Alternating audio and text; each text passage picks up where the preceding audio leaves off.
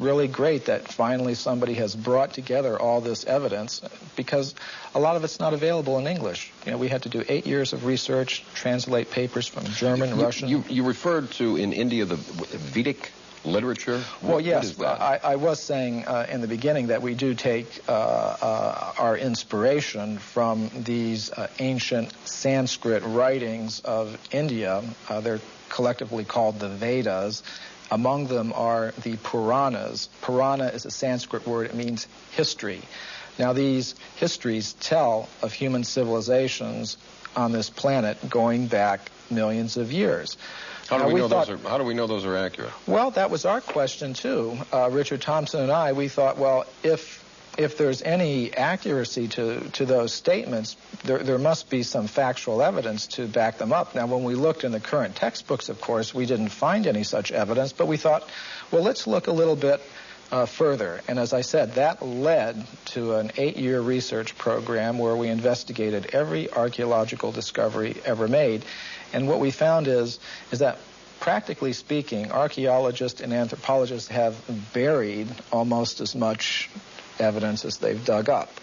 In other words... Or perhaps overlooked, cast aside? Well, yes, cast aside. And there have been some outright cases of suppression where people who have reported such things have had their careers ruined. We should never, I don't think, be afraid to investigate opposing points of view. And the hidden history of the human race is something that is in direct opposition, I guess, to the Darwinian theory of evolution. This human person who looked like us, existed millions of years ago, did not evolve from an ape, as we are led to believe in the Darwin theory. Why has this evidence been suppressed, and what kind of evidence have you found to support this? Well, I'll give you a very good example. Now, one example from historical times is during the California gold rush days, miners were digging tunnels thousands of feet into the sides of mountains.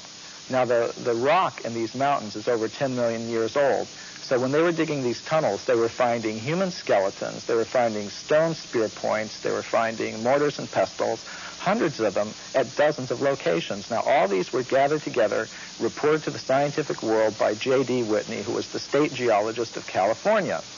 And he published a massive book about them by Harvard University. Harvard University was the publisher. Now, what happened to these artifacts? Why aren't they on display in museums? Why aren't our children taught about them in schools? There was a very powerful anthropologist at the Smithsonian Institution named William H. Holmes. And he said to Whitney, you, Dr. Whitney, if you had understood the theory of human evolution as we understand it today, you would have hesitated to announce your conclusion, namely that human beings existed millions of years ago, despite the imposing array of facts with which you were confronted. In other words, simply because the facts didn't fit the theory, the facts had to go, and so did Professor Whitney.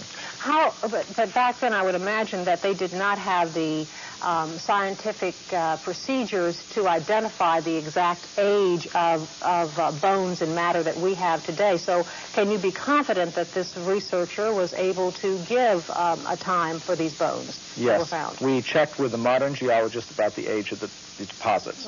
Now, these things continue to be discovered today, for example. And a vast amount of evidence showing that human beings like ourselves have been around for millions of years has been systematically suppressed. And I can give you some examples. For example, in 1979, Mary Leakey, who's one of the most famous archaeologists of this century, discovered in Africa completely modern human footprints, no different from the footprints that you or I would make on a beach today. Now, the thing about these footprints is they were found in rock that was dated 3.6 million years old. And that throws out completely any idea of human origins that's current today. Why would anyone want information like that?